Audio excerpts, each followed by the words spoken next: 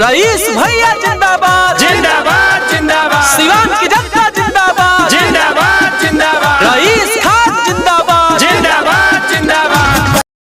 नमस्कार, आप देख रहे हैं हसनपुरा न्यूज एक्सप्रेस। एमएलसी के चुनाव अपने चरम पर है और इसी संदर्भ में एमएलसी से भावी प्रत्याशी और बिहार प्रदेश के ह्यूमन राइट्स के उपाध्यक्ष रईस खान जी अपने धुआंधार दौरे पे हैं और इसी तरह में वहाँ पहुँचे हैं। सिवान सदर ब्लॉक के ये कुर्मी हता गाँव है और यहाँ पे इन्होंने एक सभा को संबोधित किया और इस सभा में आए सभी जनप्रतिनिधियों से उन्होंने क्या कुछ कहा है और क्या घोषणा किया है, आइए देखते हैं अपने वीडियो के माध्यम से। सिवान विधान परिषद के उम्मीदवार भाई रईस खान जी, बड़रिया विधानसभा के सम्मानित पूर्व विधायक हम लोग के गार्जियन श्याम बहादुर सिंह जी, सिवान जिला के सामाजिक कार्यकर्ता गौतम यादव जी, में हम लोग आवाज उठाने का काम करेगा। बाकी 2001 में वो व्यक्ति चुनाव जीत के गए और चुनाव जीतने के बाद वो व्यक्ति ने सीधा सीधी जब लोग कहते थे कि एमएलसी साहब मेरा ये काम है तो वो कहते थे कि मुझे आप लोग जिता दिए, बाकी मेरे पास मेरा पावर नहीं है। जो व्यक्ति सिंबल लेके जितवाया था, जिस पार्टी के समर्पित हम थे, राष्ट्रीय जनता दल बाद से चुनाव जीता, वो व्यक्ति ने 6 साल में सिवान में लोगों के प्रयास से सहयोग से एमएलसी रहने का काम किया और वो व्यक्ति ने 6 साल के अंदर में चाहे किसी भी क्षेत्र का बात हो, चाहे सिवान जिला की बात हो, चाहे बड़रिया प्रखंड की बात हो, चाहे लकड़ी नबीगंज की बात हो, दरौली की बात हो, हम दावे के साथ कहते हैं कि वो व्यक्ति जितना एमएलसी फंड का पैसा आया अपने व्यक्तिगत निजी स्वार्थ में और उसके बाद से एक व्यक्ति एमएलसी बने, उसके बाद कहने की क्या आवश्यकता है। वो व्यक्ति जो चुनाव से वंचित रह गए, बाकी उनका फेसबुक व्हाट्सएप सुन लीजिएगा तो हमको लगता है कि सिवान जिला को वो व्यक्ति ने गाली देने में कलंकित करने का काम किया। और निश्चित तौर पर एक व्यक्ति चुनाव लड़ने आए हैं, बहुत वो ईमानदार और फैक्ट्री लगाने चले हैं सिवान के धरती पर, तो वैसे व्यक्ति को मैं बता देना चाहता हूँ कि जब वो व्यक्ति जीता देगा, बाकी वो व्यक्ति 6 वर्ष के समय में 6 वर्ष के प्रवेश में सिवान में देश में विश्व में कोरोना जैसे महामारी चल रहा था और सिवान जिला बॉर्डर का इलाका था, सबसे ज्यादा प्रवासी लोग सिवान गोपालगंज बॉर्डर से रुकने के काम किए थे। हमको लगता है कि सिवान जिला में चाहे कोई वार्ड का प्रयास करता होगा चुनाव लड़ने के लिए, चाहे एमपी एमएलए का चुनाव लड़ने के लिए प्रयास किया होगा, चाहे नहीं भी प्रयास किया होगा, वो व्यक्ति सामाजिक होगा तो वो व्यक्ति अपने घर से 1 गिलास पानी तक ले जरूर किसी राहगीरों को देने का काम किया था। बाकी ये व्यक्ति आज घर घर घूम के पैकेज बांट रहा है और कह रहा है कि हम फैक्ट्री लगाएंगे। हम पूछना चाहता है कि जब उस समय कोरोना जैसे महामारी था सिवान में उतना महामारी चल रहा था, तो वैसे स्थिति में व्यक्ति ने क्यों नहीं 1 किलो सत्तू भी 100 ग्राम पानी भी वो 1 गिलास पानी तक देने का प्रयास नहीं किया। आज कह रहा है कि हम यहाँ के नौजवानों को रोजी रोजगार देंगे, कल कारखाना देंगे। तो ये बात समझ लीजिए कि आपसे ज्यादा ताकतवर, आपसे ज्यादा बुद्धि विवेक वाले सिवान जिला में भी लोग भरे हैं कि आप एक फैक्ट्री हमसे पहले जो व्यक्ति चुनाव जीता है उससे बढ़िया बेहतर काम करने का काम करेंगे, लोगों का विकास करने का काम करेंगे। बाकी हमारा प्रत्याशी ने तय किया कि नहीं, हमने जब चुनाव जीत के जाएंगे तो सिवान जिला के अलावे बिहार के जितने पंचायती राज से जीते हुए, चाहे सरपंच हो, चाहे पंच हो, मुखिया हो, जिला परिषद हो, वार्ड हो, सभी लोगों को पेंशन लागू करवाने का काम करेंगे और उनका तनख्वाह में वृद्धि भी कराने का काम करेंगे। और यही नहीं, हमारे प्रत्याशी ने यह भी डिसीजन लिया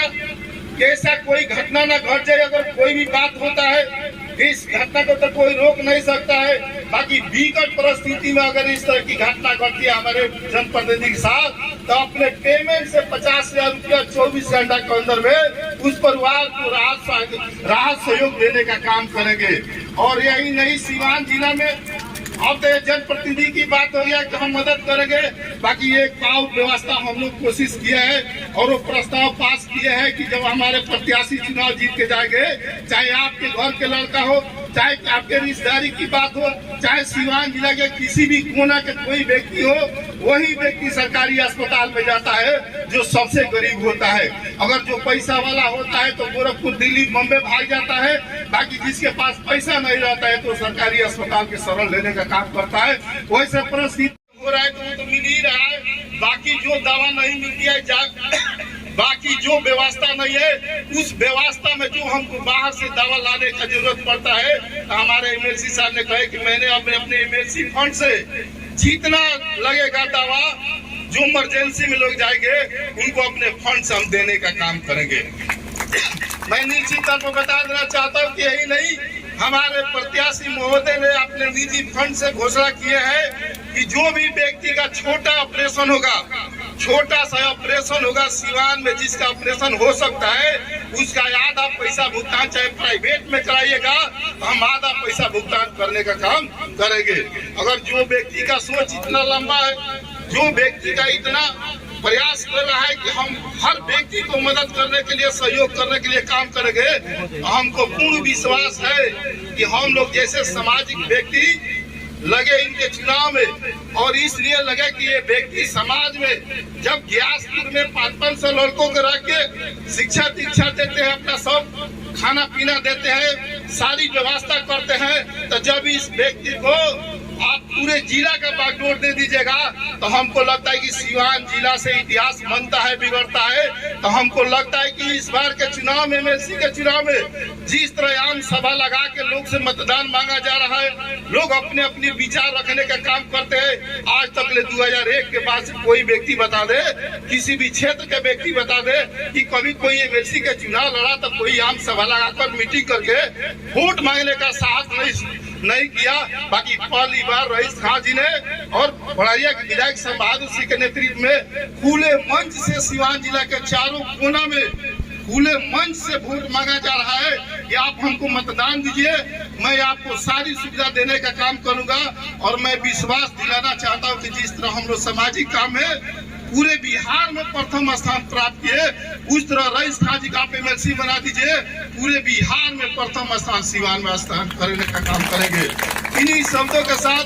अपनी बात को समाप्त करते हुए तमाम साथी से आग्रह करता हूं, निवेदन करता हूं कि जहां आपके सगे संबंधी रिश्तेदार हितनाथ जो भी है, चुनाव जीते हैं, जो भी संबंधी है, वहाँ थोड़ा फोन करके, हो सकता है कि उनसे हम लोग संपर्क नहीं किए होंगे, किसी कारण बस छूट गया है, आदमी इंसान है, कहीं भी नहीं परिचय होगा तो हो सकता है भूल गए होंगे। तो आप लोग अपने माध्यम से उनको भी कन्विंस कीजिए, हम लोग को बताने का काम कीजिए, हम लोग उनके साथ मिलने का काम करेंगे, प्रयास करने का काम करेंगे। और सिवान जिला को इस बार गौतम भाई कहे कि रिकॉर्ड मोड से बनाना है। मैं निश्चित तौर पर आपको विश्वास दिलाना चाहता हूं कि आप चुनाव जीत चुके हैं, केवल रिकॉर्ड बनाने के लिए हम लोग आम सभा करने का काम करते हैं। जय हिंद, जय भारत। घर में बानी सन का बतावे को बाप बच्चे जब हमारा ही सब लंबा चौड़ा आदमी लंबाई चौड़ाई वो सामने बा। अब 15 साल लगातार मिले रहनी, अब अपियो ना वोटर का दोस्त बा ना सपोर्टर का दोस्त बा, अपना रोहन के चलते तो बाबा को उल्टा सीधा बोला गई, कुछ बाबा देव संगे गुटिया गई, कोई मन तो लो धारे न से। लेकिन अफसोस बा ये बात के, कभी भी भूल के बाहरी प्रत्याशी के सिलेक्शन ना करे के चाहिए, चाहे ओकरा में जितना खूबी हो। जीत के जाइए तो वो कम भेटाई है, हार के जाइए तो साफ ना भेटाई है। वे बनी यहाँ का नाम चुना भाई विनोद जयसवा मैंने हाला बा चर्चा हुए के बा आरजेडी के तनी दखल बा, आरजेडी के तनी दखल बा, देखल भी बा, समय समय पर लाइट भी कइल गइल बा, लेकिन नेता विहीन बा, नेत्र विहीन बा। आज एक बात तो हंसी मजाक वाला बोली हो बोले तो पूरा नहीं माने के जाओ ना, पत्नी के पति अंधा हो वो पत्नी के उठलाली लगा तो का फायदा बा, वे आलो नहीं बा। घर पर झगड़ा बा, पहले घर पर के झगड़ा फरियाव, तब आन जदी के बड़ा लम्हर सिंबल लेके आई बड़ो, अब की फरियाद है, अब के भेंट भइल तरा निर्दल से आ पहलवान से, सब दल में दलदल बा, सबसे अच्छा की निर्दल बा। ऐसे भाई होली का महीना बा, फिर न्योता देता नहीं, समय तो अभी फिक्स नहीं है भाई। जमुनागढ़ पर माई के दरबार में होली मनाई ले, होली करी ले, तो समय जब फिक्स हुई तो पेपर में भी छप जाई, अनाउंस भी हो जाई, तो समय निकाले के हुई। ना हुआ पूरी तो पोतसे पर मुकुंदारा पर पट्टी ऐसे लोग कहले कि संबहादुर भाई कहाँ से उम्मीदवार खोजला, तो बोले को याद हो इतिहास गवाह बा कि लक्ष्मण जी के जो शक्तिमान लागल रहे, तो हनुमान जी को कौन जोड़ी ले आवे, सजीवन बूटी ले आवे पहाड़ पर, तो संजीवनी बूटी और वे भाई चने उन्हें हो जला, तो के खानी लागे तो कौनी अगर लौट के जाता नहीं कि पूछे वाला बतावे वाला पाना तो बड़ा मुश्किल हो जाएगी। तो वहाँ के हिमालय पहाड़ उठाओ ले, पूरा पहाड़ वही उठा के ले बने चिंता। आप लोगों के बीच में एमएलसी प्रत्याशी के रूप में निर्दलीय लड़ रहा हूँ और सिवान के समस्त कोने कोने से जितने भी प्रखंड हम लोग लगभग घूम चुके हैं, 1900 प्रखंड घूम चुके हैं। आज जोरदार तरीके से जनप्रतिनिधियों का, सिवान के समस्त जनता का आशीर्वाद, सहयोग, सपोर्ट मिलकर बहुत खुशी है और हम लोग रिकॉर्ड में से इस चुनाव को जीतेंगे। एक बात बता देना चाह रहा हूं कि जितने भी एमएलसी प्रत्याशी इससे पहले चुनाव लड़के जीत के गए हैं, शायद हमारे अनुसार को रिपोर्ट है, कोई भी एमएलसी प्रत्याशी अपना वादा नहीं किया होगा अपने प्रतिनिधियों से कि हम ये चीज करने जा रहे हैं, चाहे ये चीज करेंगे। हमने साफ तौर से हमारे श्रीनिवास भाई भी बताए हैं कि अपने जनप्रतिनिधियों के लिए सबसे पहले अगर सदन में चुन के जाते हैं तो पे की बात सदन में जरूर उठेगी और इसको लागू कराना मेरा दायित्व और मेरा सबसे पहला काम रहेगा। दूसरी बात कि हमारे जितने भी जनप्रतिनिधि हैं, आपातकाल स्थिति में कोई सी घटना हो जाती है तो हमारे तरफ से सबसे पहले 24 घंटे के अंदर उस फैमिली को 50,000 सहायता राशि दी जाएगी।